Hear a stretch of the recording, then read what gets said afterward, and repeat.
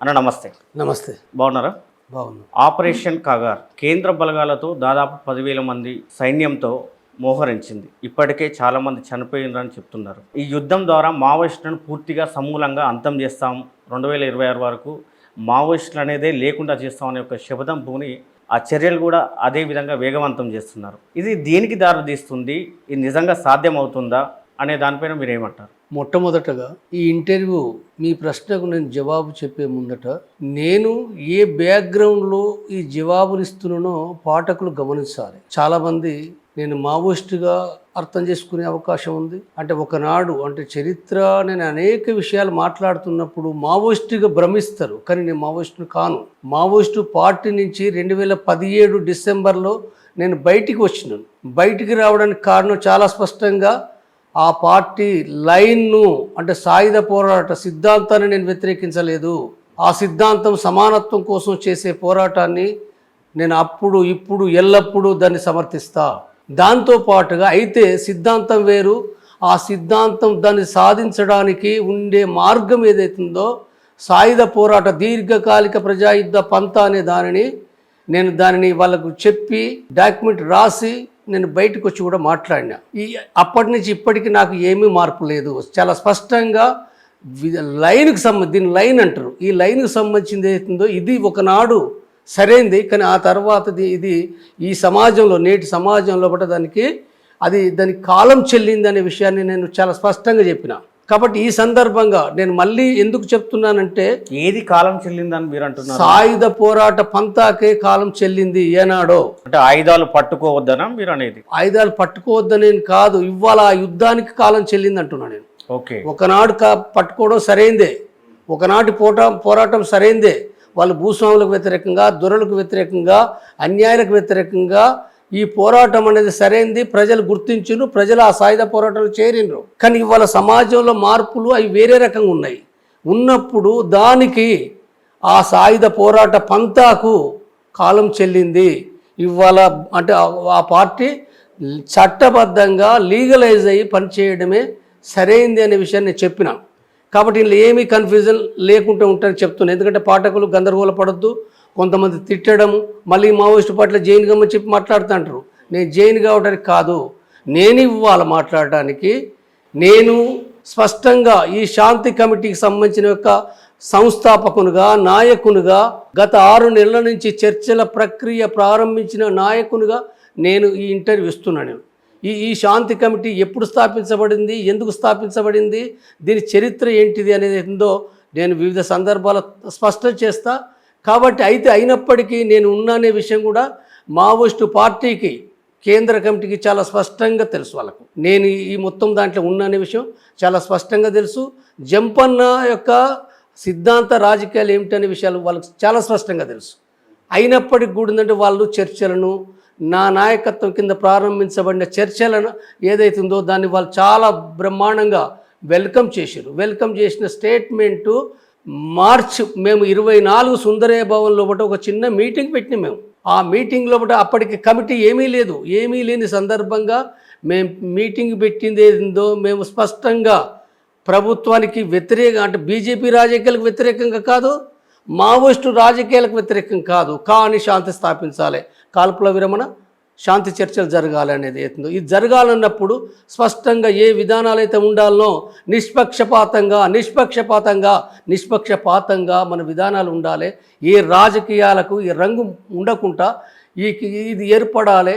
ఇది అంటే దానికి అప్పటికి కమిటీ కూడా ఏర్పడలే. స్పష్టంగా మొదటి నుంచి చెప్తున్న విషయం, ఏ రాజకీయ రంగు ఉండకూడదు, ఏ రాజకీయాలకు కూడా ఇది ఒక దాని అదిగా ఉండకూడదు అనే విషయం స్పష్టమైన అవగాహనతోటి అది ఆ ప్రక్రియ ప్రారంభమైంది. మీరు సూటిగా స్పష్టంగా చెప్పండి జంపన్న గారు, మావోయిస్టు ఉద్యమాన్ని లేదా వాళ్ళ పంతాను వ్యతిరేకించి బయటకు వచ్చారని చెప్తున్నారు కదా, 100%. సూటిగా చెప్పండి, దేన్ని వ్యతిరేకించారు మీరు?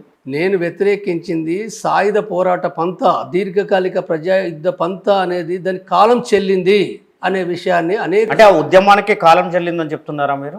సాయుధ పోరాట ఉద్యమ పంథాకు కాలం చెల్లింది. ఇవాళ మార్చుకోవాలి. ఒకనాడు, ఇప్పుడు ఉదాహరణకు ఒకనాడు వెనుకబడిన సమాజంలో కూడా మూటలు కొట్టి వ్యవసాయం చేసిండ్రు. ఆనాటి మూటలు కొట్టి పనిచేస్తామన్నట్టు నడవది. ఇవాళ కరెంటు మోటార్లు వచ్చినాయి, లేదా కెనాల్స్ వచ్చినాయి. అనేక రంగంలో ఒకనాడు రికార్డింగ్ సిస్టమ్ ఉన్న సిస్టమ్ వేరు, ఇవాళ రికార్డింగ్ సిస్టమ్ వేరే. ఒకనాటి కంప్యూటర్ వేరే, ఇవాళ కంప్యూటర్ వేరే.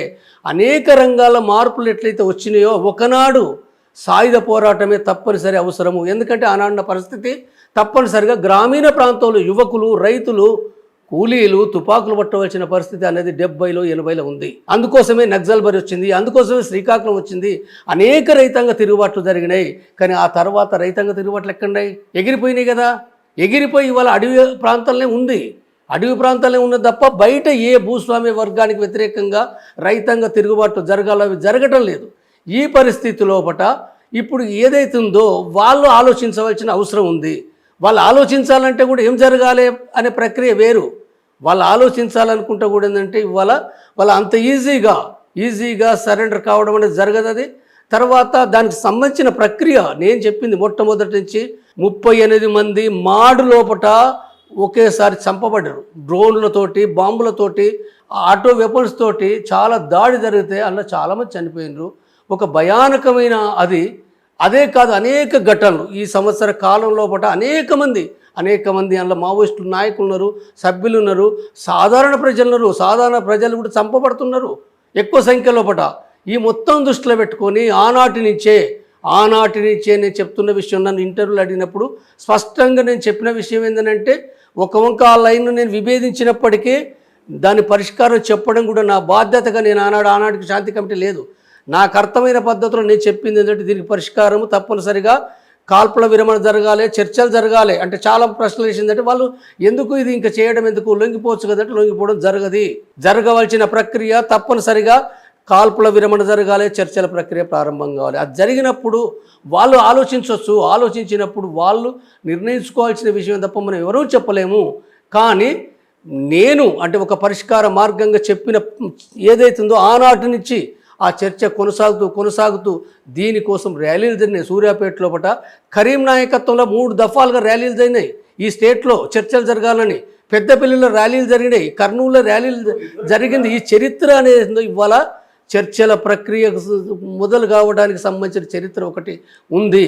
కాబట్టి ఈ నేపథ్యంలో వాళ్ళు మావోయిస్టు పార్టీ యొక్క స్టేట్మెంట్ ఏదో చాలా ఆహ్వానిస్తుంది. చాలా వాళ్ళు ఏదైతే ఆహ్వానించిండ్రో మేము చర్చలకు వస్తాము, కాల్పుల విరమణ చేస్తాం ఏదైతుందో అది నిజాయితీతో కూడుకున్నది. అది ఎత్తుగడల పరమైంది కాదు. అది ఇదే చర్చలు గతంలో కూడా జరిగినాయి.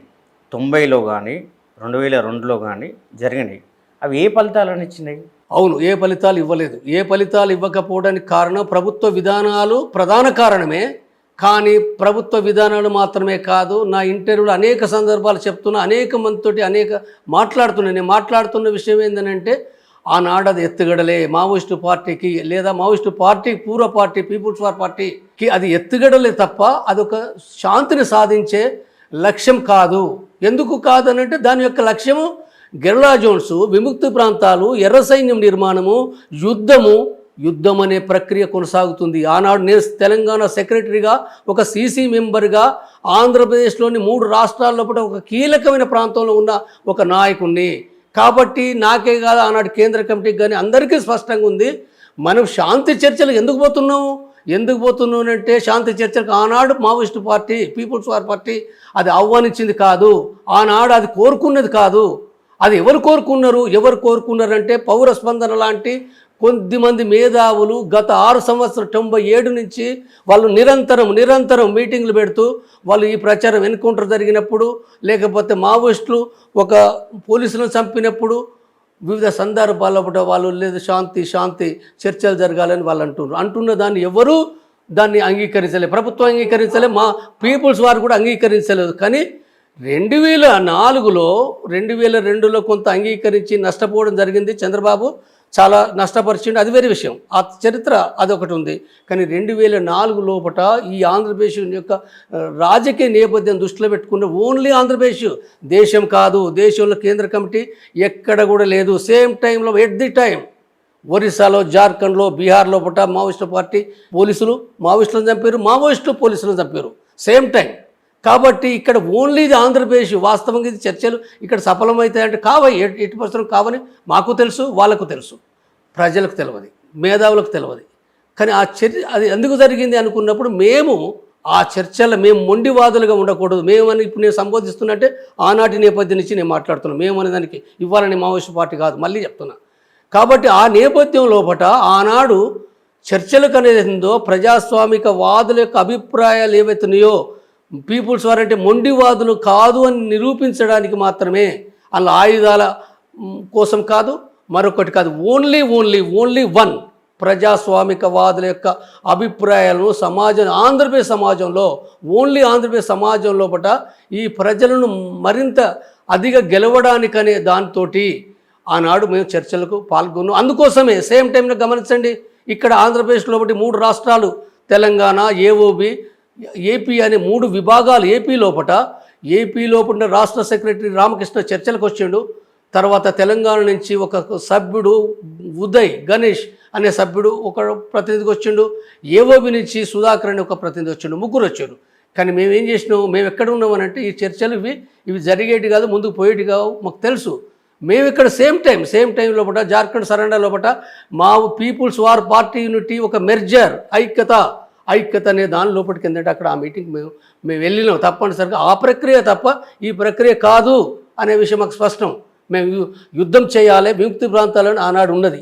ఈ విషయాలన్నీ ఇప్పుడు పోలీస్ అధికారులు కూడా ఇది ఎత్తుగడ వీళ్ళంతా కథలు పడుతుండ్రండి ఇప్పటికి అవును అంటుండ్రు. ఆనాటి కోణంలో అది కరెక్టే, కానీ ఇప్పటి కోణం కాదు అని మీరు అంటున్నది. అప్పుడు ఎత్తుగడలో భాగంగా చర్చలకు రావడం జరిగిందని చెప్తున్నారు. ఇప్పుడు ఎత్తుగడలో భాగంగా మీరు కోరట్లేదని ఏంటి నమ్మకం? అంటే ఇప్పుడు ప్రాణ నష్టం జరుగుతుంది కాబట్టి, ఒక యుద్ధ వాతావరణం నెలకొంది కాబట్టి ఇక మనం తట్టుకోలేమనే పరిస్థితులలో మీరు ఒక ఎత్తుగడలో భాగంగా దీన్ని ఎందుకు మళ్ళీ సమాజం కానీ లేకపోతే యంత్రాంగం కానీ భావించవద్దు? మీ ప్రశ్నల్లో బట్ట మీరు అనేది ఏందో మీరు అనే దాన్ని వదిలేయండి. ఇప్పుడు నేను శాంతి మీరు అని కాదు, ఇప్పుడు మావోయిస్ట్ పార్టీ ఎందుకు అనేది నేను చెప్తా తప్ప, నేను శాంతి కమిటీగా మాట్లాడడం వేరే. శాంతి కమిటీగా నేను మళ్ళీ స్పష్టం చేస్తున్నా ఈ ఛానల్ సందర్భంగా, బీజేపీ శాంతి సాధన కోసం బీజేపీ పైన అవసరమైన శాంతి సాధన కోసం బీజేపీ కూడా కాదు, కేంద్ర ప్రభుత్వం పైన అవసరమైన విమర్శలు, సూచనలు, అభ్యర్థన తప్పకుండా చివరి వరకు ఉంటుంది ఇలా ఉన్నంత వరకు. అదేవిధంగా సేమ్ టైంలో ఎట్ ది టైంలో ఈ శాంతి సాధనకు మావోయిస్టులకు చేసే అప్పీల్ కానీ విమర్శలు కానీ సూచనలు కానీ శాంతి కమిటీ శాంతి కమిటీగా ఒక మధ్యవర్తిగా ధైర్యంగా స్పష్టంగా మేము చెప్తాం. మా అవగాహన ఏందో ఈ శాంతి చర్చల కమిటీ అనే పేరు ఇది ఒక అడ్హాక్ కమిటీ మాత్రమే, అడ్హాక్ కమిటీ, ఇది కమిటీ కాదు. కాబట్టి ఈ సందర్భంగా ధైర్యంగా చెప్పడం అనేది ఏందో, ఇరు పక్షాలు వాళ్ళు ఏమైనా మాట్లాడి, కేంద్ర ప్రభుత్వం నన్ను అర్బన్ నక్సల్ అనుకోవచ్చు, నేను భయపడను. నేను అర్బన్ నక్సల్ అనే దాంతో కాకుండా నేను ఈ రాజ్యాంగాన్ని కట్టుబడిన స్పష్టంగా నిజాయితీగా నిష్పక్షపాతంగా స్పష్టంగా నా విధానాలు వివరించడానికి నేను వెనుకాడను. అదేవిధంగా అదే కోణంలో మావోయిస్టు పార్టీ శాంతి సాధనకు సంబంధించిన దాంట్లో పట్ల మేము ఆనాడు ఏర్పాటు చేసిన రోజు మాకు ఏ పార్టీ సంబంధం లేదు, ఏ వ్యక్తుల సంబంధం లేదు, ఏ ఆర్గనైజేషన్తో మాకు సంబంధం లేదు. నీతిగా నిజాయితీగా స్పష్టంగా మేము ప్రకటించినాం. చాలామంది వ్యతిరేకించారు. ఎందుకు వ్యతిరేకించిన విషయాలు వేరే. వ్యతిరేకించినప్పటికీ మేము నిలబడ్డం చేసినాం. అయితే మాకు చాలా తక్కువ కాలంలో మావోయిస్టు పార్టీ వాళ్ళు అసలు చరిత్రలో ఎన్నడూ లేని విధంగా మేము మార్చి 24వ తారీఖు ప్రకటిస్తే వాళ్ళు 28 రాసి 4వ తారీఖు బయటికి స్టేట్మెంట్ వచ్చింది ఏప్రిల్ 4. అసలు ఇంత త్వరగా మావోయిస్టు పార్టీ తన చరిత్రలో ఏనాడు కూడా స్పందన లేకుండా ఇంత త్వరగా వాళ్ళు ఇచ్చింది వెల్కమ్ చేయడం. ఇలా జంపన్ అనే వ్యక్తి మావోయిస్టు పార్టీ లైన్ వ్యతిరేకించిన దీనికి మొత్తంగా ఉన్నాడనే విషయం కూడా వెనకాల ఉన్నది జంపన్ అనే విషయం తెలిసి కూడా వాళ్ళు ఇవ్వడం అని అంటే నేను అర్థం చేసుకోగలను. చాలామందికి అర్థం కాదు దాని లోతు ఏంటిది, దాని అవగాహన ఏంటిది అనేది నాకు చాలా స్పష్టంగా తెలుసు కాబట్టి గంటాపదంగా అది ఫేక్ న్యూస్ అని చెప్పి దాన్ని చాలామంది మాట్లాడారు. ఫేక్ న్యూస్ కాదు, అది ఒరిజినలే కాదు. గత తాత్కాలిక ఎత్తుగడలు కావవి, 2004 ఎత్తుగడలు కావు, 90 కాదు.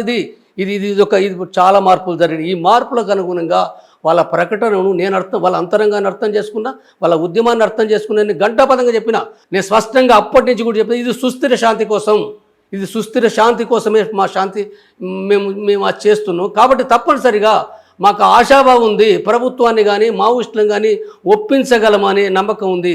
ఒకవేళ కనుక వాళ్ళే దీనికి ఒప్పుకోకపోతే అది వాళ్ళ ఇష్టం, శాంతి సాధనకు వాళ్ళ ఇష్టం, లేకపోతే అది వాళ్ళ ఇష్టం. కానీ మేము చెప్పేది మాత్రం ఇటు ఒక వంక కేంద్ర ప్రభుత్వాన్ని చెప్తున్నాం, మీరు కాల్పుల విరమణ మీరు ప్రకటించండి. వాళ్ళు పట్టింది కాబట్టి మీ తప్పు అవుతుంది. మీరు చర్చలకు అనుడు కాదు, కాల్పుల విరమణ ప్రకటించండి, అది మీకు ఉపయోగపడుతుంది. మావోయిస్టులు చాలా చెప్పారు. ఆ తర్వాత వాళ్ళు ఇచ్చిన స్టేట్మెంట్లు ఏవైతున్నాయో చాలామంది అవన్నీ పేకన్నారు. చాలామంది మహామౌలు ఇక్కడ ఆ మహామౌల చరిత్ర తర్వాత చెప్తాను నేను. కానీ ఆ చర్చలను వ్యతిరేకించిన వాళ్ళు, చర్చలకు వ్యతిరేక జంపన్ను వద్దన్న వాళ్ళు, తర్వాత ఆఖరికి ఏంటంటే ఫేక్ స్టేట్మెంట్లు అంటే కూడా నేను ఫేక్ కాదు, అది మావోయిస్టు నాయకులకు సంబంధించిన రూపేష్ ఏదైతుందో 3 ప్రకటనలు ఇంటర్వ్యూ ఏదైతుందో ఇది అర్థం చేసుకున్నప్పుడు దాంట్లో చాలా స్పష్టంగా ఉంది. అది ఎత్తుకళ్ళు కాదు, నిజాయితీగా చెప్పాడు రూపేషు. చాలా ఒక బ్రాండ్నెస్ కలిగినాడు రూపేషు. ఏదైతే మాట్లాడిందో తన వ్యక్తిగత అభిప్రాయం కాదు, అది మొత్తం సీసీ టోటల్ పార్టీ అభిప్రాయం అనే విషయాన్ని చాలా స్పష్టంగా హిందీ ఇంటర్వ్యూలో బస్తర్ టాకీస్ అనే దాంట్లో బట్ట గంట సేపు మాట్లాడిన చాలా తన అంతరంగాన్ని చాలా స్పష్టంగా చెప్పింది. నేను 2 సార్లు చూసిన. అది పార్టీ నిర్ణయంగా అనుకోవచ్చా? తప్పనిసరిగా 100% పార్టీ నిర్ణయమే, దానికి తిరుగులేదు. కేవలం లేఖల రూపంలో కాకుండా, లేకపోతే బహిరంగ లేఖలతో కాకుండా, ప్రెస్ మీట్లో ఇంటర్వ్యూలో కాకుండా మిమ్మల్ని ఎప్పుడైనా డైరెక్ట్ అప్రోచ్ అయ్యి కాంటాక్ట్ అయ్యారా మిమ్మల్ని? వాళ్ళు కారు నేను కాను, వాళ్ళు కారు అనే దానికి నేను శత్రువా మిత్రువా అనే దాంతో కాదు. నేను ఇక్కడ బహిరంగ చట్టబద్ధంగా ఉంటున్నాను. నేను వాళ్ళు ఏమనుకుంటున్నారో నాకు తెలియదు, వాళ్ళు ఏమనుకునే దాంతో నాకు సంబంధం అనేది నేను కాదు. నేను చట్టబద్ధంగా ఉండి నేను ఎలాంటి కూడా సంబంధాలు ఎలాంటి కూడా నేను పెట్టుకోవడానికి నేను సిద్ధంగా లేను, పెట్టుకోను కూడా. నేను స్పష్టంగా చెప్తున్నా, మళ్ళీ చెప్తున్నా, నేను పెట్టుకోను. కాబట్టి ఇక్కడ ఏం జరుగుతుందో నేను మాట్లాడే మాటలు వాళ్ళకి అర్థమైతే స్వీకరిస్తారని భావిస్తున్నాను. నేను ఎవరు మాట్లాడే మాటల కంటే కూడా నేను అనేకం విషయాలు మాట్లాడుతున్న సందర్భంగా వాళ్ళు పాజిటివ్గానే నా మాటలు అర్థం చేసుకుంటారని నేను అనుకుంటున్నాను తప్ప నెగటివ్గా శత్రుపూరితంగా అర్థం చేసుకుంటారని భావిస్తలేను. నేను వాళ్ళకే కాదు, ఇవాళ పోలీసులు కూడా చాలామంది పోలీస్ అధికారులు కూడా నన్ను అర్థం చేసుకుంటారు, బీజేపీ వాళ్ళు కూడా అర్థం చేసుకుంటారు, ఇతర రాజకీయ పక్షాలు అర్థం చేసుకోవాలని కోరుతున్నాను. నాకున్నది స్పష్టంగా ఈ దేశంలో పట ఇప్పుడు ఏదైతుందో ఇవాళ ఆ యుద్ధానికి ముగింపు పలకాలి. యుద్ధం అనేక మంది చనిపోతున్నారు, మావోయిస్టులు ఎక్కువ చనిపోతున్నారు, ప్రజలు చనిపోతున్నారు, పోలీసులు కూడా చనిపోతున్నారు. పోలీసులు చనిపోవడానికి కూడా వాస్తవంగా ఒకనాటి దాని సిద్ధాంత ప్రకారం పోలీసులు చంపడం కూడా మావోయిస్టు పార్టీకి లేదు. నేను మళ్ళీ చెప్తున్నా, చంపిన మాట వాస్తవే, అందులో నేను కూడా భాగస్తున్ననే మాట, నాయకత్వం వహించిన మాట 100% నిజమే. కానీ చరిత్ర మారిపోయింది. చరిత్ర మారిపోయిన తర్వాత ఆ లైన్ కాదని నేను వచ్చినా ఇవాళ నేను 100% శాంతి కట్టుబడినా, 100% చెప్తున్నా. నేను వీళ్ళు ఎవ్వరూ చనిపోయడానికి వీల్లేదు. ఈ శాంతిని స్థాపించాలంటే నేను అందరికీ విజ్ఞప్తి చేస్తున్నా, మీ ఛానల్ సందర్భంగా ప్రతి ఒక్క పార్టీ, ప్రతి ఒక్క సంఘము, ప్రతి కులము, మతము ఏమీ లేకుండా మనం తప్పనిసరిగా ఆ చనిపోవడాన్ని దాన్ని నివారించాలి. ప్రతి ప్రాణికి జీవించే హక్కు ఉంది. నేను 100% సపోర్ట్ చేస్తున్నా. ఇవాళ నా అవసరం కోసం నేను చెప్పడం లేదు. ఇది నా అవసరాలు నాకేమీ లేవు. నా అవసరాలు, నా వ్యక్తిగత ప్రాధాన్యతలు, నా పదవులు ఇవేటికి నేను సిద్ధపడలేదు. నేను స్పష్టంగా చెప్తున్న విషయం, కోరుకున్న సమాజం లేదా మీరు కోరుకున్న శాంతి కావాలంటే ఒకటే పరిష్కారం, వాళ్ళు తుపాకులు వదిలి జనజీవన స్రవంతులు కలిసి ప్రజాస్వామ్యయుతంగా వాళ్ళ పంత మార్చుకొని వాళ్ళ పోరాటం కొనసాగించాలి. అది సాధ్యమయ్యే పనేనా? నేను మొదటగా మీ ప్రశ్న దాంట్లో నేను ఒక విషయాన్ని గుర్తు చేయదలుచుకున్నాను. వాళ్ళు తుపాకులు వదిలి జనజీవన స్రవంతులు రావాలనే విషయం ప్రభుత్వాలు దశాబ్దాల తరబడి వాళ్ళు చెప్తూనే ఉన్నారు. నేను సరెండర్ అయినప్పుడు కూడా నన్ను అడిగినారు ఈ రకంగా నువ్వు మాట్లాడాలని. అది తప్పని చెప్పిన, నిర్ద్వందంగా చెప్పిన. నేను ఈ 7 సంవత్సరాల లోపల ఏ ఛానల్ లోపల కూడా వాళ్ళు సరెండర్ కావడం అనేది, ఒక వ్యక్తులు సరెండర్ కావడం వేరు. వ్యక్తులు నేను సరెండర్ అయినా, నేను స్పష్టంగా చెప్తాను, నేను సరెండర్ అయినా. నేను ఎందుకు సరెండర్ అయినా? లైన్ విభేదంతో అయినా, లేకపోతే ఇంకోతను అనారోగ్యంతో అవుతాడు, ఇంకొకని కుటుంబ సమస్యలు అవుతాడు, ఏమైనా కావచ్చు. నేను లైన్ విభేదించి వచ్చినప్పటికీ, నేను లైను సరైనది కాదని నేను చెప్తున్నప్పటికీ కూడా, కానీ వాళ్ళు ఒక పార్టీగా, అంటే ఆ పార్టీ నా ఆలోచనలకు, ఆ పార్టీ జనరల్గా నాకు అర్థమైంది దాన్ని బట్టి, ఆ సిద్ధాంతం ప్రకారంగా వాళ్ళు ఒక పార్టీ లొంగిపోదు. తల కింద పెట్టి కాళ్ళ మీద పెట్టిన పార్టీ లొంగిపోదు.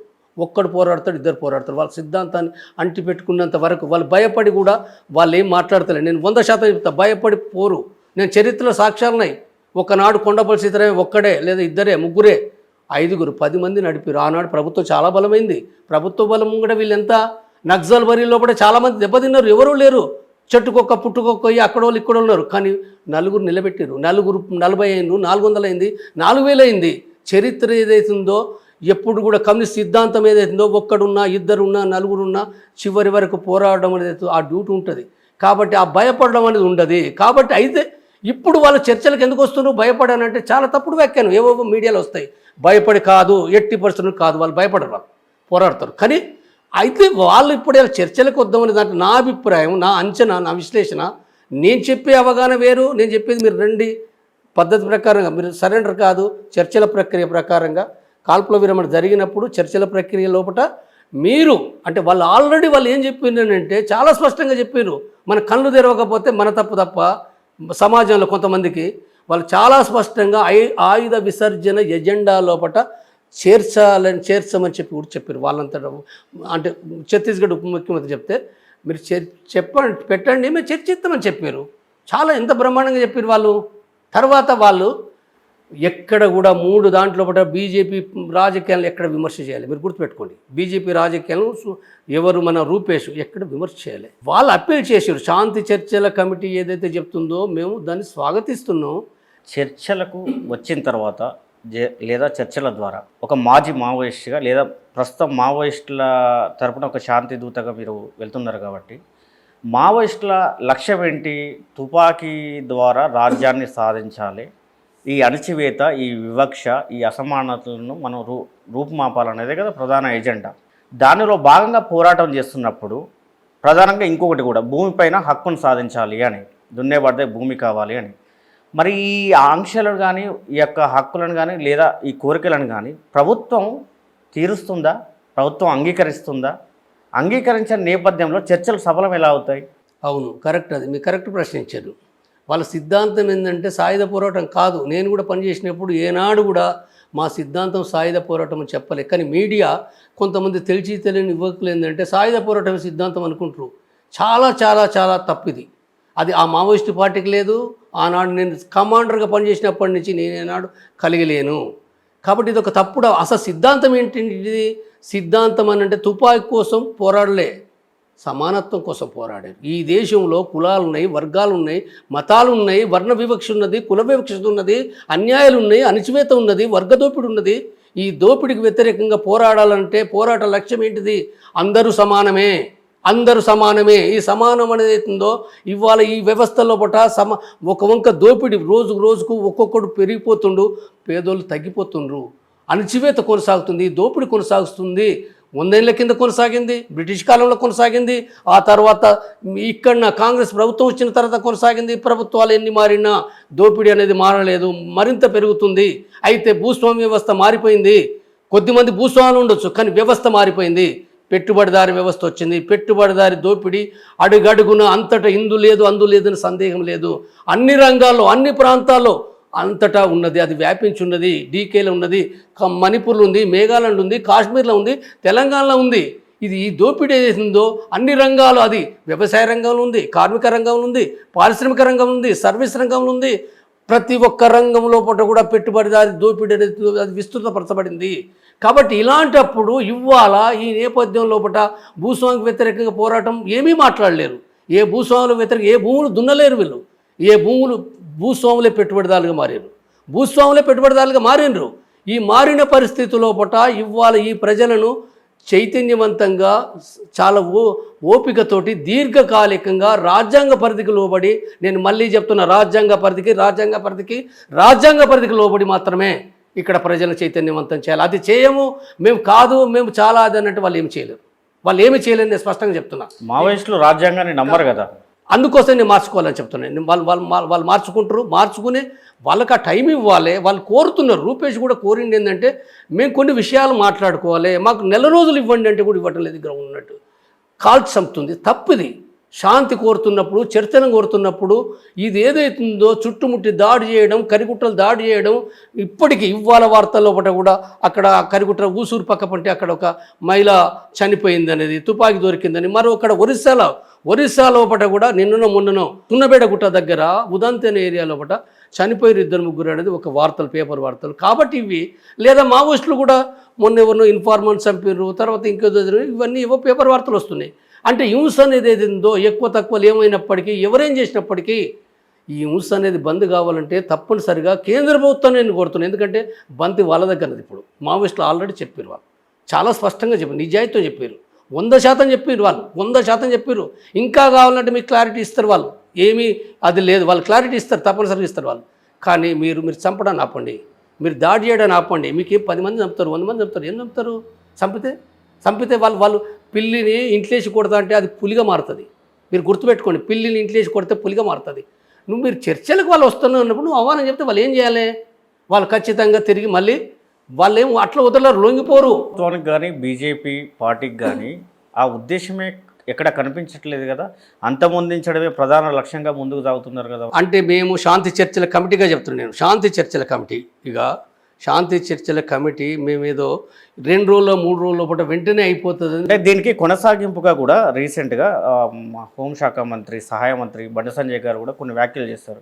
ఆదివాసులు వేరు, గిరిజనులు వేరు, మావోయిస్టులు వేరు, మేము ఆదివాసుల జోలికి పోవట్లేదు, గిరిజనుల జోలికి పోవట్లేదు, ఆయుధాలు బట్టి యుద్ధం చేసేటువంటి మావోయిస్టుల ఏరువైతే లక్ష్యంగా మేము పనిచేస్తున్నాము, అది మంచి పద్ధతి కాదు అని ఆయన వ్యాఖ్యలు చేశాడు. వీళ్ళు రాజకీయాలు మాట్లాడుతారు, బీజేపీ కానీ కొంతమంది లెఫ్ట్ పార్టీలు కానీ రాజకీయాలు నేను మాట్లాడను. సరే, వాళ్ళు కూడా అందరూ శాంతి చర్చలు అంటున్నారు. అంటే బీజేపీ నుంచి అననప్పటికీ లెఫ్ట్ పార్టీలు అంటారు, శాంతిని కోరుతున్నారు, చర్చలు చేయాలంటారు. నేను ఒక శాంతి కమిటీగా నేను చెప్పేది, నేను స్పష్టం చేసే విధానం ఏంటంటే, ఎవరు చనిపోయినా, ప్రజలు చనిపోతున్నది అందరి కళ్ళ ముందట కనపడుతున్నాయి, మనం కాదంటమా? ఎవరు కాదనలేరు కదా. ప్రజలు, మావోయిస్టులే కాదు, ప్రజలు చనిపోతున్న విషయం చాలా స్పష్టంగా అనేక వాటిని మనం కాదనలేము, మనం ఇది గుర్తుపెట్టుకోవాలి. రెండవది, ఇక్కడ అంటే బండి సంజయ్ కానీ కొంతమంది బీజేపీ నాయకులు కానీ మావోయిస్టులు గతంలో బట్టి ఏం చేసిరు, ఏబీవీ వాళ్ళని చంపారు, కాంగ్రెస్ వాళ్ళని చంపారు, తెలుగుదేశం వాళ్ళని చంపారు, పోలీసులను చంపారు. దీంట్లో నేను ఇందులో ఎక్కువ తక్కువ ఏమైనప్పుడు చంపిన ఇంతకుముందే నేను మాట్లాడినా, చంపిన మా పీపుల్స్ వారు చంపిన, నేను చంపిన చెప్పిన నేను కూడా దాంట్లో అంటే చట్టపరంగా ఇది వేరు. ఇక్కడ నేను ఇక్కడ మాట్లాడుతున్నానంటే ఆనాడు ఆ విధానాల ప్రకారంగా నేను అర్థం చేసుకున్న దాంట్లో కూడా చేసినాం. అయితే ఇది చంపినామంటే ప్రతిగా జరిగినవి కూడా అవి కూడా ఉండాలి కదా. ఎందుకు చంపబడ్డదని చరిత్ర తీసినప్పుడు భూస్వాములు చంపారు, రాజ్యం చంపింది, బూటకు ఎన్కౌంటర్లు చేసింది, వందలాది మంది నాయకులను, ప్రజానాయకులు, వాళ్ళు ఎవరు దొంగలు కాదు, లంగలు కాదు, బటబాజీలు కాదు, వాళ్ళు ఏ స్మగ్లింగ్ చేయలేదు, వాళ్ళ కుటుంబాలను వదిలి అన్నీ వదిలి సర్వస్వం వదిలి ఈ ప్రజల కోసం వాళ్ళు పనిచేసిన వాళ్ళు సర్వస్వం వదిలి 40 ఏళ్ళు 50 ఏళ్ళ నుంచి ఇవాళ ఈ భూస్వాముల బాధలు పడలేక వాళ్ళ గుండాల చోతి అణచివేతకు గురై అప్పుడు తుపాకులు తప్ప గత్యంతరం లేదని పోయి నోళ్ళు అనివార్యంగా కూడా ఏంటంటే వాళ్ళు చంపారు. అయితే వాళ్లకు పీపుల్స్ వర్గం మొట్టమొదటి నుంచి పోలీసులు శత్రువులని ఏనాడు లేదు, ఆనాడు లేదు, ఈనాడు లేదు, ఏనాడు లేదు. పోలీసులు శత్రువులు కాదు. ఎందుకు? పోలీసులు ఒక ఉద్యోగులు మాత్రమే. ఉద్యోగులు వాళ్ళు రైతుల బిడ్డలు, కార్మికుల బిడ్డలు, సాధారణ ప్రజల బిడ్డలు. వాళ్ళకి ఆ స్పష్టత ఉన్నది. అయితే ప్రభుత్వం చెప్పిన డ్యూటీ ప్రకారంగా వాళ్ళు వస్తున్నారు కాబట్టి వాళ్ళను వాళ్ళు రక్షించుకోవడానికి ఆనాడు తప్పని పరిస్థితులే. ఇందులో తప్పొప్పులు ఏమైనా ఉండొచ్చు కాక, నేనేం చెప్తున్నానంటే ఏదైతే జరిగిందో అదొక విషాద చరిత్ర. ఆ చరిత్ర ఏమైనప్పటికీ మంచి ఉన్నది, చెడ్డు ఉన్నది పక్కకు పెడదాం. వాటిని ఇవాళ తవ్వద్దు. ఇవాళ అయిపోయింది. ఇవాళ శాంతిని స్థాపించడానికి నువ్వు సిద్ధపడుతున్నావా లేదా? ఒకటే ప్రశ్న, సింగిల్ పాయింట్ నేను చెప్పేది. బీజేపీ సిద్ధంగా లేదు. అదే అందుకోసం మేము మాట్లాడతాం.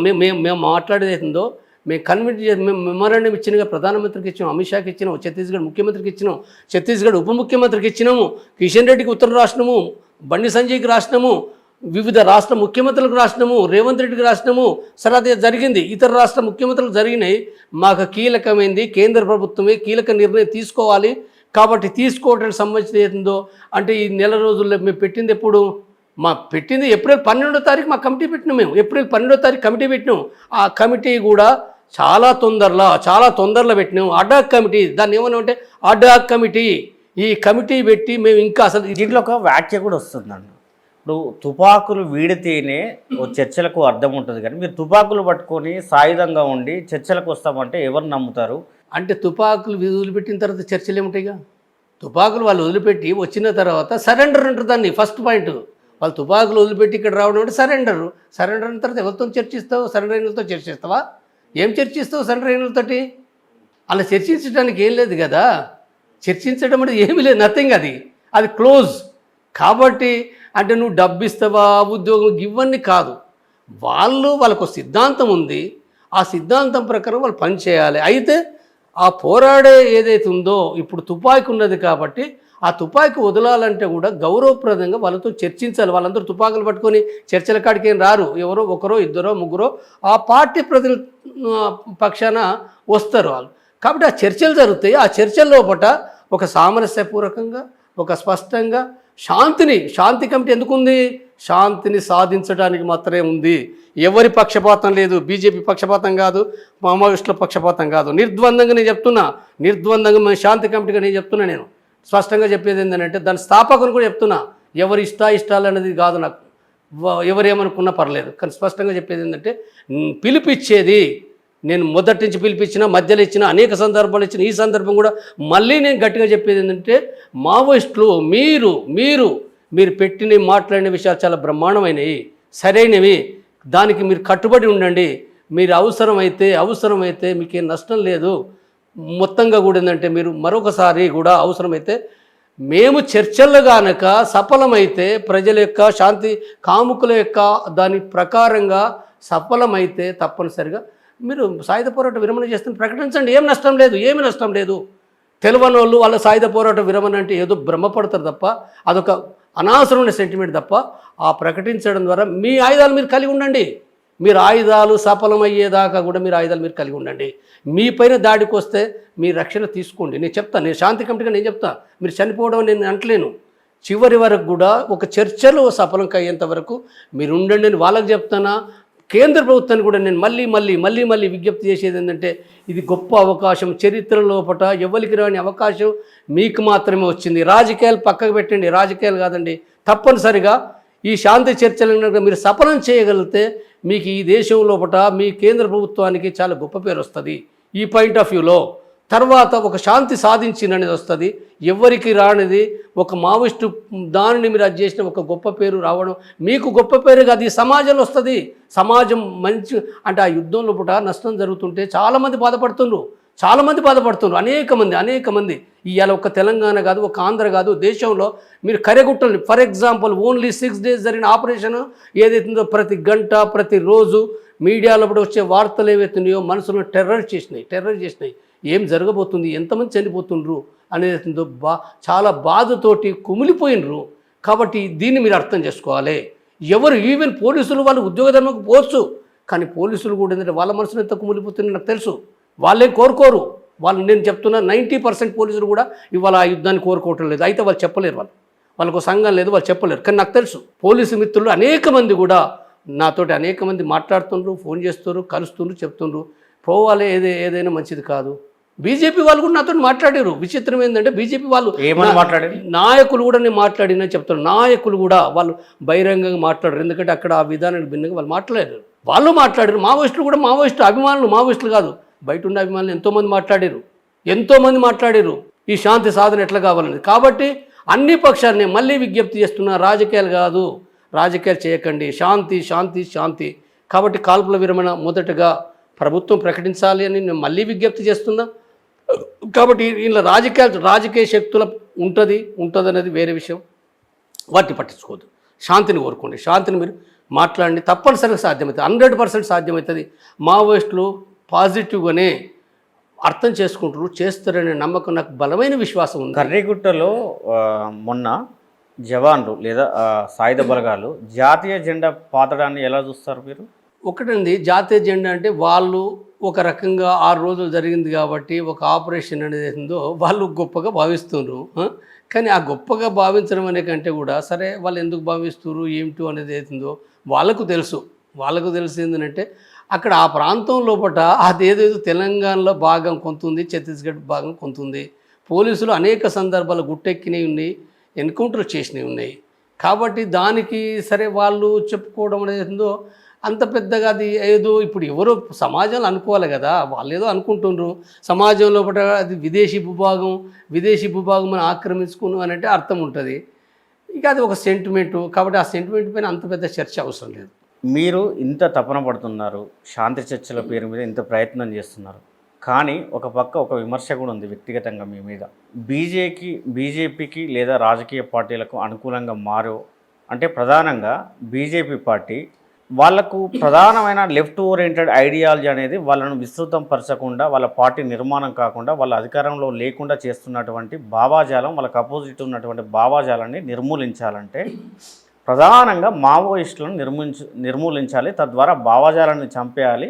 దాని మీద మనం రాజ్యాధికారం సాధించాలనే ఒక కాంక్షతోని, బలమైన ఒక కాంక్షతోని వాళ్ళు ఉన్నారు. దానికోసం ప్రయత్నం చేస్తున్నారు అనేది ఒక చర్చ. దానిలో భాగంగా మీరు వాళ్ళకు పరోక్షంగా కొంత సహకరిస్తున్నారనే ఒక వాదన కూడా ఉంది. దానిపైన మీరేమంటారు? ఆ వాదన నేను ఇప్పటి వరకు వినలే. ఇప్పుడు మీ నుండి మాత్రమే నేను వింటున్నా. మీ నుండి మాత్రమే ఈ అభిప్రాయం వింటున్నా.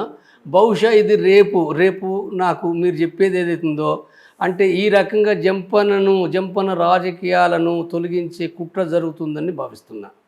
ఎందుకంటే సత్యం వేరు, విషయం వేరు. ఏనాడు కూడా నేను ఏ బీజేపీ రాజకీయాలకు నేను సపోర్ట్ చేసిన చరిత్ర 1% కాదు కదా, అందులో ఏమీ లేదు. ఇది ఒక అబద్ధ మోసపూరిత కట్టుకథని చెప్తా. రెండోది, బీజేపీ రాజకీయాలు నేను ఏమి విమర్శించినది అంటే వాళ్ళు చెప్పినట్టుగా నేను లేకపోతే అదంటే నేను చేయగలిగింది లేదు. ఏదో నేను చెప్తాను. నేను తప్పనిసరిగా ఏది వదిలిపెట్టాను. నేను అంటే వాళ్ళ అవసరాలకు నేను మద్దతు చేయకపోతే నువ్వు మాట్లాడుతున్నావు అంటే నీ రాజకీయాలకు నేను సపోర్ట్ చేయను. నీ రాజకీయాలు చేయను, బీజేపీకి చేయను. ఏ రాజకీయ పార్టీకి నేను వచ్చినప్పటి నుంచి కూడా ఏ రాజకీయ పార్టీలో చేరలే, ఏ రాజకీయ పార్టీతో నాకు సంబంధాలు లేవు. అందరితోటి జనరల్గా బీజేపీ వాళ్ళు కలిసారు, కాంగ్రెస్ వాళ్ళు కలిసారు, బీఆర్ఎస్ వాళ్ళు కలిసారు. అంటే బీజేపీ వాళ్ళు తక్కువ నాకు కలిసింది. నా ఫేస్బుక్ ఉన్నారు, వాట్సాప్ గ్రూపులు ఉన్నారు, మంచి మిత్రులను, నన్ను మంచిగా గుర్తించే మిత్రులు ఉన్నారు. వాళ్ళు కూడా కొంతమంది మంచి వ్యక్తులు ఉన్నారు. అంటే మంచి వ్యక్తులు కొంతమంది కాంగ్రెస్లో కూడా ఉన్నారు. కాబట్టి ఎవరైతే మిత్రులుగా ఉన్నారో వాళ్ళందరితో నేను మాట్లాడతా. నేనే తప్పు పట్టట్లేదు, అది తప్పు కాదది. కాబట్టి ఈ విమర్శకి ఏంటంటే అర్థం లేని విమర్శ. రానున్న కాలంలో కూడా మీ సాంకేతికతతో నేను ఎదుర్కోబోతున్నా. మంచిది, వెల్కమ్ చేస్తా. ఇలాంటి విమర్శలన్నిటికీ చివరిదాకా నేను సిద్ధంగా ఉంటా. మీరు చెప్పండి, ఒకప్పుడు ఈ సాయుధ పోరాటాల ద్వారా, తుపాకుల ద్వారా గ్రామాలలో ఉన్నటువంటి భూస్వామ్య వ్యవస్థను నిర్వీర్యం చేసి ఆ భూస్వాములను పట్టణాలకు పారదోలడంలో కీలక పాత్ర పోషించారు. ఆ క్రమంలో మీరు కూడా మావోయిస్టులలో దానికి ప్రేరేపణ అయ్యి లేదా మీరు స్ఫూర్తి పొంది వెళ్ళిండ్రు. మీరు వ్యక్తిగతంగా చెప్పండి, మీకు ఆ తృప్తి ఎంతవరకు ఉంది? మీరు అనుభవించినటువంటి కష్టాలేంటి? మీరు సాధించిన విజయాలేంటి? నేను చాలా తృప్తి పొందిన.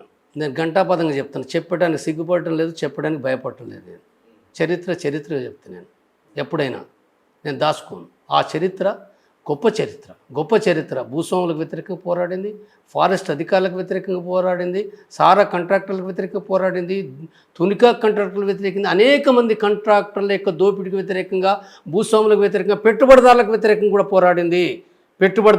అది భూస్వాములే ప్రధానం అన్నప్పటికీ పెట్టుబడిదారులకు వ్యతిరేకంగా కూడా పోరాడింది, అవినీతికి పోరాడింది, లంచగొండితనానికి వ్యతిరేకంగా పోరాడింది, సమాజంలో కూడా అన్ని రుగ్మతలకు, అన్ని అణచివేతకు, మహిళల విషయంలో వాళ్ళకి సపోర్ట్గా నిలబడ్డది, పితృస్వామికి అణచివేతను వ్యతిరేకించింది, గుండాల దాడిని వ్యతిరేకించింది. ఇలాంటి కోకొలు లక్షలాది ఘటనలు చరిత్ర అనేకంగా ఉన్నది. ఆ చరిత్ర ఈ దేశం లోపట అంటే ముఖ్యంగా పీపుల్స్ వార్, నేను గత నక్సల్బరీ చరిత్ర ఉన్నది, అది వేరే విషయం. నేను పీపుల్స్ వార్ చరిత్ర పూర్తిగా అంటే దాదాపు దాని యొక్క సారాంశం, ప్రతి విషయం నాకు అది ఆ అవగాహన ఉన్నది, అనుభవం ఉంది.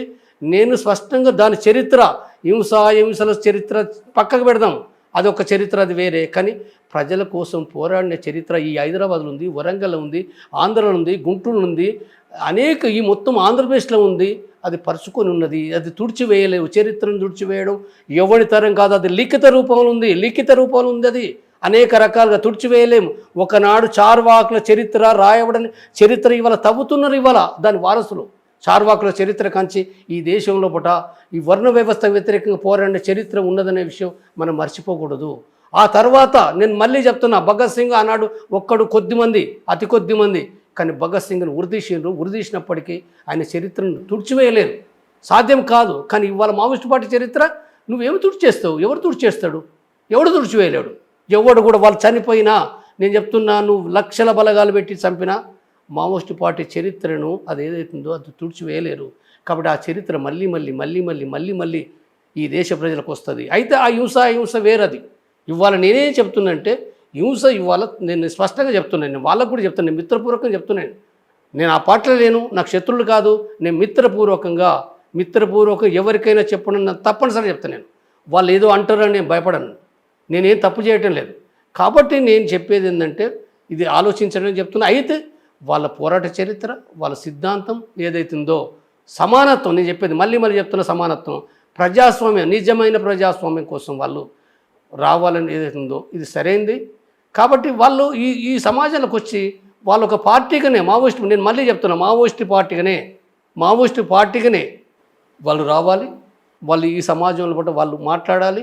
వాళ్ళు ఈ సమాజంలో మారిన పరిస్థితిని అర్థం చేసుకుంటూ ఈ దేశంలో పట్ల వాళ్ళు ఈ ప్రజలను చైతన్యవంతం చేయడానికి శక్తివంచన కృషి చేయాలని నేను మాట్లాడుతున్నా.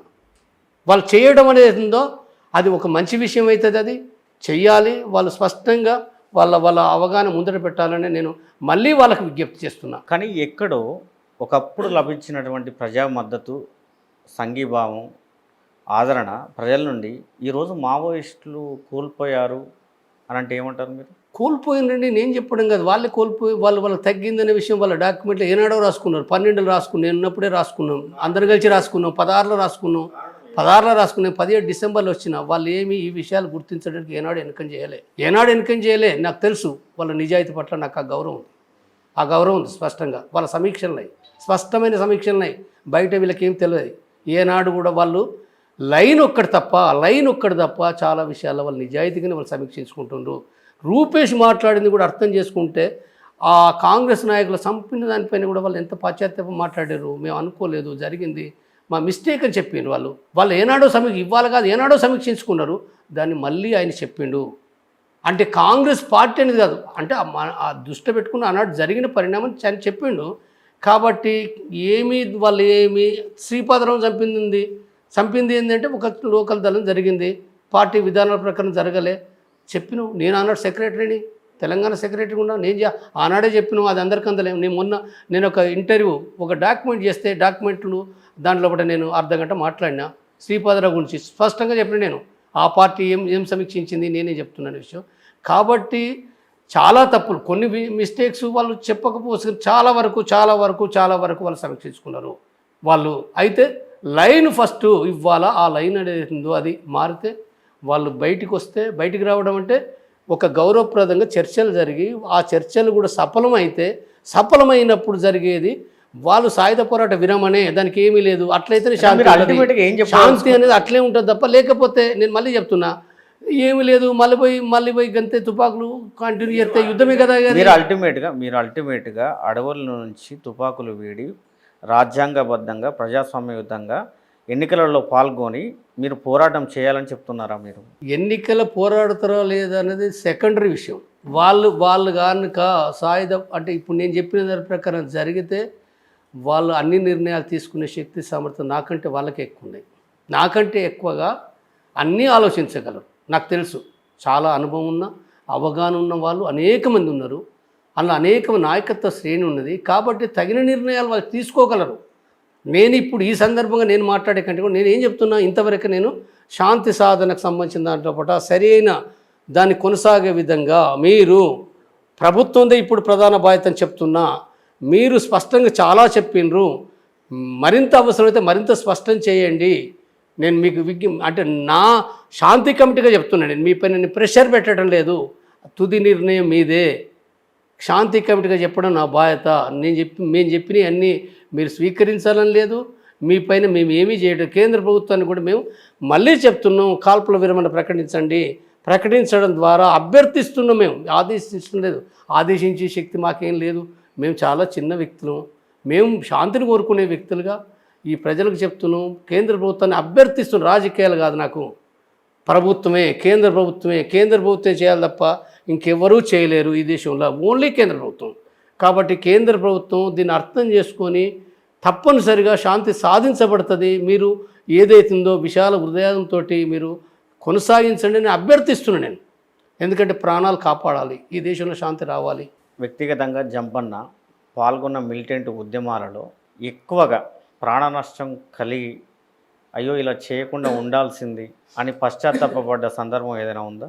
మేము చాలా సమీక్షించుకున్నాం. కాకతీయ ఘటన జరిగింది వేరే, అది తప్పని ఎన్నడో సమీక్షించుకున్నాం. కాకతీయ రైలు భోగి పార్టీ చేయలే, కొంతమంది వ్యక్తులు రైలు భోగి పేల్చిన విషయంలో కూడా అది తప్పు జరిగింది అనేది పార్టీ నిర్ణయం కాదు. అది వ్యక్తులు వందల వేల లక్షలాది మంది ఉన్నప్పుడు వాళ్ళకు కొంత అర్థమై తప్ప ఎన్కౌంటర్లు నిరసనగా వాళ్ళు పోయి దానికి అదేదో చేసారు, కాకతీయ భోగిని చనిపోయారు, చాలా బాధపడ్డారు. సరైనది కాదు, ఇది ఎవరు చేసారు, ఇది తప్పు అని చెప్పి ఖండించడం, వాళ్ళపైన చర్యలు కూడా తీసుకున్నారు. వాళ్ళే పెద్ద అదేం కాదు, మామూలు వాళ్ళు గ్రామంలో కూడా ఉండేవాళ్ళు. ఇది తర్వాత మేము కొన్ని సందర్భం లోపల మేము చంపిన సంఘటనలు, చంపిన దాంట్లో కూడా ఇది తప్పు జరిగింది, ఒక ఇన్ఫార్మర్ అయినప్పటికీ మనం చెప్పి మార్చవలసిన వ్యక్తిని చంపినాం.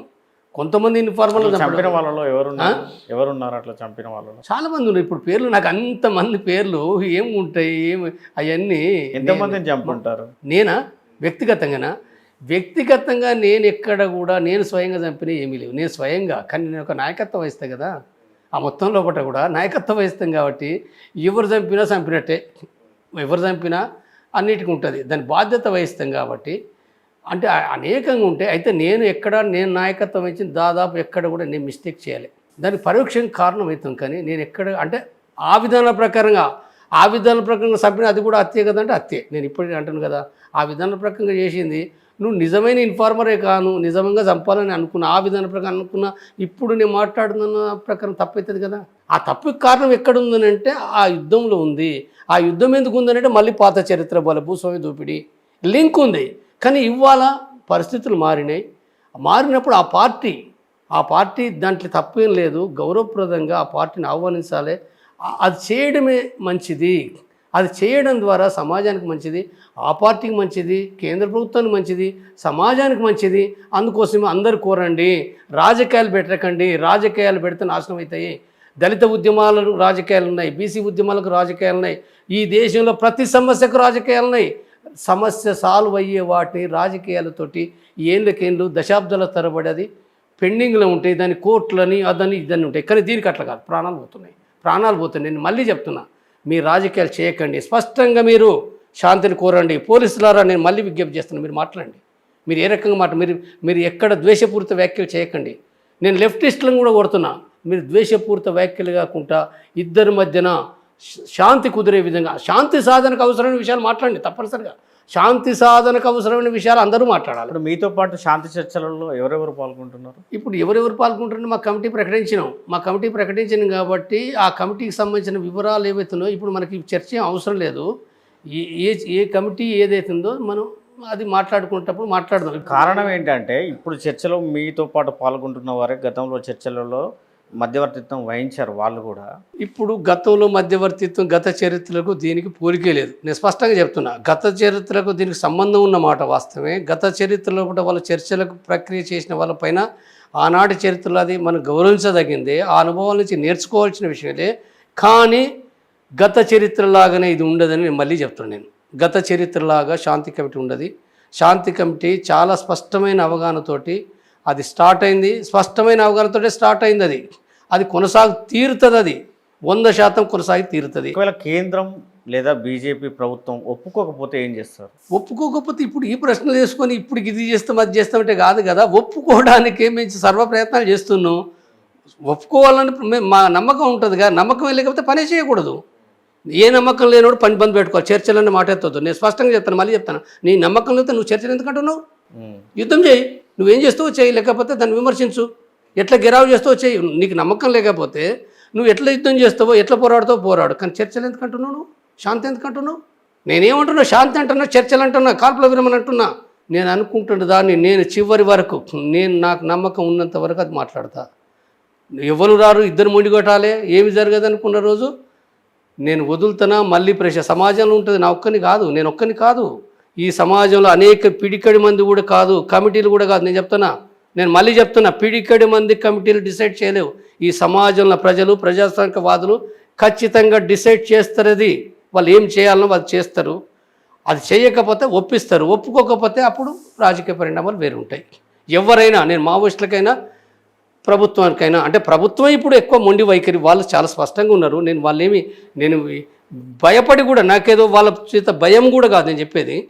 వాళ్ళ అనుకూలంగా చాలా మాట్లాడింది కాబట్టి, చాలా విషయాలు స్పష్టంగా ఉన్నారు కాబట్టి, ఇప్పుడు బంతి కేంద్ర ప్రభుత్వం చేతిలో ఉంది, వాళ్ళు దిగి రావాలి. దిగి రావడానికి మేము అన్ని రకాల ప్రయత్నం చేస్తాం, మాట్లాడతాం కదా. మేము మాట్లాడతాము, రకరకాల అనేకమే కాదు, అనేక మంది ప్రజాస్వామికవాదులు మాట్లాడతారు. వాళ్ళ మనసు ఎందుకు కరగదని ఎందుకు అనుకోవాలి? అదొక ప్రభుత్వంగా మరి నేను అంటే చాలా చరిత్రలో చాలా జరిగినాయి. అశోకుడు మరి మారిండు కదా. అశోకుడు ఎంతమందిని చంపిండు చరిత్రలో పుట్ట లక్షలాది మందిని చంపిండు. ఆ తప్పోపాధి అంటే కొన్ని అబద్ధాలనే నాకు తెలియదు, కానీ ఎక్కువ మందిని చంపింది అయితే వాస్తవం. అంటే యుద్ధకాంక్షతోటి రాజ్యాకాంక్షతో చాలామంది చంపిండు. మరి ఏమైండు? మార్చుకున్నాడు కదా. మారని ఎట్లుంటారండి? ఇప్పుడు నేను మారినా కదా. ఇప్పుడు నేనే ఉదాహరణ, నేను ఆ లైన్ వదిలేసి అంటే లైన్ వదిలేసినాం కదా. అనేక మంది శాంతి అనేది అవుతుందో ఇవాళ వచ్చినప్పుడు పోలీసులు ఎవరంటే ఉద్యోగులు, వాళ్ళకి ఎందుకు ఉంటుంది? నేను ఒక అతను కలిసిండు అంటే పాత చరిత్ర చెప్పిండు, ఇది కరెక్ట్ కాదు కదా అన్న. ఆయన ఏమన్నాడు? కరెక్టే, మరి ప్రభుత్వం డిసైడ్ చేస్తే మంచిదే, ఇది శాంతి లభిస్తే మంచిదే అన్నాడు. జరగాలని కోరుకున్నాడు ఆయనే ఇండివిజువల్గా కూడా శాంతి జరిగితే మంచిదని కోరుకున్నాడు. ఒకటండి, మరి అంటే ఇప్పుడు ఇవి ఎందుకు మారాయి అనుకుంటున్నాం మనం? దీంట్లో పేదల కోసం పోరాటం చేస్తున్నటువంటి మావోయిస్టులు కానీ, లేదా ఉద్యోగరీత్యా ఇటువైపు పోరాటం చేస్తున్నటువంటి పోలీస్ శాఖలో కానీ అందరూ సామాన్యులే, అందరూ పేద మధ్యతరగతి కుటుంబాల నుండి వచ్చిన వాళ్ళే. ఒకవేళ యుద్ధం జరిగినా, ఈ పోరాటం కొనసాగినా అంతిమంగా మళ్ళీ ప్రాణాలు కోల్పోయేది కూడా సామాన్యులే. ఈ విషయం చాలా స్పష్టంగా మీకు తెలుసు, సమాజానికి తెలుసు, ప్రభుత్వాలకు కూడా తెలుసు. కానీ ఎక్కడ ఇది పులి స్టాప్ పడకుండా ఎందుకు కొనసాగుతుంది అంటే ఈ వైరుధ్యం? మీరు శాంతి చర్చలను ఇప్పుడు దీన్ని ముందుకు ప్రస్తావన తీసుకొస్తున్నారు, కానీ ఈ విషయం ఇరు వర్గాలకు తెలుసు కదా. ప్రజాస్వామ్యయుతంగా పోరాటం చేయాలని తెలుసు కదా, రాజ్యాంగబద్ధంగా చేయాలని తెలుసు కదా. ఇప్పుడు ఉన్న కేంద్ర బలగాలతో మనం పోరాటం చేయలేము, ఇప్పుడు ఈ ఆధునికత, ఈ టెక్నాలజీ అంతా మనం వాటిని నిలువరించలేము, మనం ఫైట్ చేయలేమని తెలుసు కదా. ఎందుకు ఎప్పటి నుండో ఈ ప్రయత్నం కొనసాగట్లేదు? ఇప్పుడు ఈ ప్రయత్నం ఏంటంటే, నేను గతంలో మావోయిస్టు పార్టీ అవగాహన వేరు. గతంలో వాళ్ళు విముక్తి ప్రాంతాలు, గెరిలా యుద్ధము ఇది ఉన్నది, ఈ స్పష్టత ఉన్నది, వాళ్ళు చేసిర్రు, నాకు తెలుసు అది. ఇప్పుడు వాళ్ళు మాట్లాడేదంటే డిఫరెన్స్ వచ్చింది, చాలా డిఫరెన్స్ వచ్చింది. ఈ డిఫరెన్స్ వచ్చింది కాబట్టి వాళ్ళు మాట్లాడుతున్నారు. ఈ డిఫరెన్స్ వచ్చింది కాబట్టి వాళ్ళు పరివర్తన కావాలని అనుకుంటున్నారు. నేను చెప్తున్నా, నాకు అర్థమైంది. నాకు అర్థంగా వేరే వాళ్ళకి వేరే ఉండొచ్చు. జంపని ఎట్లా అనుకుంటాడు, ఈయనేమి చూసిండా, వాళ్ళు ఏమైనా మాట్లాడానంటే ఇవన్నీ నేను పట్టించుకోను. నాకు అర్థమైన అనేక విషయాలు నేను మాట్లాడితే ఎవరికి నేను జవాబుదారి కాదు. మావోయిస్టు పార్టీ నాకు తప్పని చెప్తే వాళ్ళు చెప్తారు. మావోయిస్టు పార్టీ కేంద్ర కమిటీ, మావోయిస్టు పార్టీ అభిమానులు అనే వాళ్ళకి ఏమని అర్థం కావచ్చు, నేను పట్టించుకోను. మావోయిస్టు పార్టీ కేంద్ర కమిటీ జంపన్న అవగాహన తప్పని చెప్తే చెప్పొచ్చు, చెప్పే రైట్ దానికి ఉంది. కాబట్టి ఇక్కడ వాళ్ళు ఏంటిదనే విషయాన్ని వాళ్ళు ఈ చర్చలకు వచ్చినప్పుడు, ఈ సఫలమైనప్పుడు, ఆ తర్వాత అన్ని విషయాలు వాళ్ళే చెప్తారు. నాకంటే ఎక్కువ వాళ్ళు చెప్తారు. నాకంటే ఎక్కువగా వాళ్ళు కనుక అంటే చర్చలు సఫలమయ్యి వాళ్ళు ఈ మార్గంలోకి వచ్చినప్పుడు వాళ్ళు చాలా విషయాలు చెప్తారు. నేను ఊహించి చెప్పడం కాదు. ఫైనల్గా చెప్పండి జంపన్న గారు, ఈ సమాజం కోరుకునే ఈ మావోయిస్టులు కానీ, ఆ భావాజాలం కలిగిన మీరు కానీ, ప్రస్తుతం సమాజంలో నెలకొన్నటువంటి పరిస్థితులు కానీ, రాజకీయాలు కానీ, ఈ వ్యవస్థలు కానీ ఎప్పుడు సమాజం వస్తుందని మీరు ఆశిస్తున్నారు? ఏ విధంగా వస్తుందని మీరు ఆశిస్తున్నారు? ఎప్పుడు వస్తుంది అనేది దానికి టైము, తిథి, నక్షత్రాలు ఏమీ లేవు. టైం అని కాదు, ఒక సుదీర్ఘ పోరాటం కొనసాగుతుంది, అనేక ఉద్యమాలు జరుగుతున్నాయి. ఈ దేశం లోపల ప్రజలను చైతన్యవంతం చేయకుండా ఒక్కడు కూడా ముందరపడదు. అంటే సమానత్వం గురించి, కమ్యూనిజం గురించి, సోషలిస్ట్ రాజ్యం గురించి నిరంతరం ఎడతెగని ఒక చర్చ తప్ప, చర్చ ద్వారా వాళ్ళని చైతన్యవంతం చేయడం మాత్రమే కాదు, వాళ్ళని సంఘటితపరచాలి, వేరు నిర్మాణ సంఘటితపరచాలి, సంఘాలు పెట్టాలి, పార్టీని డెవలప్ చేయాలి. పార్టీ అనేది ఉందో సిద్ధాంతపరంగా చాలా గట్టి పార్టీ ఉండాలి, అవకాశవాద ఎత్తుగడలకు లొంగని పార్టీ ఉండాలి, ఖచ్చితంగా తన మార్గం పట్ల, సిద్ధాంతం పట్ల ఒక నిబ్బరత్వంతో ఖచ్చితంగా ఉన్న పార్టీ మాత్రమే అది ఆర్గనైజ్ చేయగలదు. అలాంటిది లేకుండా పొత్తులకు జిత్తులకు కాకుండా అవకాశవాద సిద్ధాంతాలకు అటు ఇటు పోతే చీలికలకు గురైతే, చీలికలకు ఎవరికి ఇష్టం వచ్చినప్పుడు వాళ్ళు చీలికలు చేస్తే ఆ పార్టీ నిలబడేది చేయలేదు. ఈ దేశంలో కులాలు మతాలుగా విభజించడం మాత్రమే కాదు, ఈ దేశంలో పాలక వర్గాలు ఆ రకంగా పరిపాలించిన చరిత్ర ఉంది. వర్ణ వ్యవస్థ కానించి ఈ దేశంలో అదే రకంగా పాలక వర్గాలు అణచివేత చేస్తుండ్రు. అది మాత్రం బ్రిటిష్ పాలక వర్గాలు కూడా విభజించి పాలించారు. ఆ తర్వాత బ్రిటిష్ వాళ్ళే కదా ఆ తర్వాత పాలక వర్గాలు విభజించి పాలించడం, నిత్యం జరుగుతుంది. కమ్యూనిస్టు పార్టీ కూడా ఈ దేశంలో చీలికలు కావడానికి ప్రధాన కారణం ఏందో, కమ్యూనిస్ట్ పార్టీ నష్టపోవడానికి కారణం వాళ్ళ కారణమే. ప్రభుత్వ బలగాలు అనేది ప్రభుత్వం అనేది సెకండరీ. మొదటగా వాళ్ళు విభజించబడడానికి, చీలిపోవడానికి వాళ్ళే కారణం. ఈ తప్పు, ఈ బలహీనత వాళ్ళు అర్థం చేసుకునేంతకాలం ఎవడు మార్చలేడు. ఇప్పటికీ కూడా అనేక చీలికలు, అనేక వందల వేల చీలికలు జరుగుతున్నాయి. వాటికి రకరకాల చరిత్ర ఏదైతుందో చాలా నా కళ్ళ ముంగట చూసి నేను బాధపడుతున్నాను. చాలా బాధపడుతున్నా. చాలా విషయాలు ఎందుకు ఐక్యం కాలేకపోతున్నారు, ఎందుకు సరైన విధానంలో కూడా ఉండలేకపోతున్నారు అనుకున్నప్పుడు నేను కాదు చాలామంది బాధపడుతున్నారు. ఈ బాధపడుతున్నది ఏదైతుందో ఇది ఒక విషాదకరమైన విషయము. కాబట్టి ఇది జరిగేంత వరకు 10 ఏళ్ళు అవుతుందా, 20 ఏళ్ళు అవుతుందా, 50 ఏళ్ళు అవుతుందా, ఏ మార్పు వస్తే నేను చెప్పలేను. అది ప్రజలే చరిత్ర నిర్మాతలు. ఆ నిర్మాతలకు సంబంధించి కావాలనుకున్నప్పుడు కొన్ని శక్తులు, కొన్ని పార్టీ ఒక సరైన పాత్ర పోషించగలిగితే, సరైన డైరెక్షన్ ఇవ్వగలిగితే అది ముందుకు పోతుంది. ఎప్పుడు ముందుకు పోతుంది? ఇప్పుడు నేను ఫర్ ఎగ్జాంపుల్ చెప్తున్నా, తెలంగాణ 69, 70 లోపల వచ్చింది ప్రత్యేక తెలంగాణ ఉద్యమం. అది దెబ్బతిన్న చనిపోయినరు. మళ్ళీ తర్వాత 85 నుంచి కొంత చిన్నగా ఎవరో వాళ్ళు వీళ్ళు చేసిర్రు అని కాళోజీ కావచ్చు, జయశంకర్ కావచ్చు, ఇంకా లేకపోతే పీపుల్స్ వారు కూడా మొదటి నుంచి ఉంది. అన్నీ చేసే క్రమంలో తిరిగి ఎప్పుడు బ్రేక్ వచ్చింది తర్వాత 96 తర్వాత కదా, 96 తర్వాత బ్రేక్ వచ్చింది, తర్వాత స్టార్ట్ అయింది, తర్వాత ప్రత్యేక తెలంగాణ అనేది ఏర్పడింది. సరే, ఏర్పడిన తర్వాత విమర్శలు వేరు, కానీ ఏర్పడినది అయితే సాధించినాం కదా. అంటే ఇది ఒక అప్సర్జ్. 96 ముఖ్యంగా 2000 తర్వాత తెలంగాణ ఉద్యమం ఒక అప్సర్జ్ వచ్చింది. అంటే మనం ఎవ్వరూ కలగనలే. నేను చెప్తున్నా, ఇప్పుడు శాంతి చర్చలు ఉన్నది. ఫర్ ఎగ్జాంపుల్ చెప్తున్నా, మేము సుందరయ్య భవన్లో కూడా మీటింగ్ పెట్టినాం. మేము కమిటీ కూడా లేము. మేము సుందరయ్య భవన్లో మార్చి 24వ తారీఖు మీటింగ్ పెట్టినాం. మేము ఊహించలే. మేము చాలా ఇబ్బందులు ఎదుర్కొన్నాం.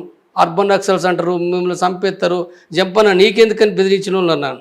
తర్వాత నువ్వేం చేస్తావు, నీకు మావోయిస్ట్ పార్టీతో సంబంధం లేదు, నువ్వేం చేస్తామన్నారు. తర్వాత చాలా మాట్లాడారు. చాలా వస్తామన్న వాళ్ళు, భయపడి ఆగిపోయిన వాళ్ళు, ఎన్నో సమస్యలు. ఇలా మేము కమిటీ చెప్పలేదు, ఏం లేదు. ఆడ మాట్లాడినాం, చర్చలు జరగాలి అని కాల్పుల విరోధం చర్చలు అన్నాం. ఊహించని విధంగా మావోయిస్ట్ పార్టీ ఏదైతే స్టేట్మెంట్, అభయ స్టేట్మెంట్ ఉందో, ఊహించని విధంగా ఇది అప్సర్జ్ కాదు, అప్సర్జ్ అనను కరెక్ట్ కాదు. అది రావడానికి రూపేష్ది తర్వాత ఇతర ప్రక్రియలు ఉన్నాయి. కాబట్టి ఒక మంచి ప్రక్రియ ఏదైతే జరుగుతుంది, అది ఎప్పుడు వస్తుంది అంటే నేనేమి చెప్పలేను. ఈ విషయాన్ని మీరు ఇంతకుముందు కూడా చెప్పిండ్రు, కానీ ఫైనల్గా చెప్పండి, మీరు మావోయిస్టులకు ఏం చెప్పదలుచుకున్నారు, కేంద్ర ప్రభుత్వానికి, బీజేపీ ప్రభుత్వానికి ఏం చెప్పదలుచుకున్నారు, సమాజానికి ఏం చెప్పదలుచుకున్నారు? ఒక శాంతిదూత చర్చగా నేను ఒక శాంతి కమిటీ, చర్చల కమిటీ నాయకునిగా, వైస్ చైర్మన్గా నేను చెప్పే విషయం, మొదటగా కేంద్ర ప్రభుత్వానికి నేను విజ్ఞప్తి చేస్తున్నా, అభ్యర్థిస్తున్నా, శాంతి సాధన కోసం మీ పాత్ర చాలా గణనీయమైంది, కీలకమైంది. కాబట్టి మీరు చొరవ తీసుకోండి, ప్రకటించండి. మీకు నష్టం లేదు, ఏమాత్రం కూడా మీకు నష్టం లేదు. కాల్పుల విరమణ ప్రకటించడం ద్వారా మీకు సమాజానికి, రాజ్యానికి చాలా ఉపయోగపడుతుంది. మీరు మీకు ఎలాంటి అనుమానాలు ఉండవలసిన అవసరం లేదు. మీ అనుమానాలను శాంతి కమిటీ నాయకునిగా, శాంతి కమిటీ మేము స్పష్టంగా మీ అనుమానాలను మేము క్లియర్ చేయగలుగుతాం. ప్రతి విషయాన్ని కూడా మీకేమి పాత చరిత్రను ఇవంతా తవ్వి ఈ రకంగా అయితే ఆ రకంగా అయితే అనేది ఏమీ అనుకోవాల్సిన అవసరం లేదు. ఆయుధాలు కలిగి ఉంటారు, మళ్ళీ 4 నెలలకి వెళ్ళిపోతారు, ఇవేమీ ఉండవలసిన అవసరం లేదు అనేది విజ్ఞప్తి చేస్తున్నా.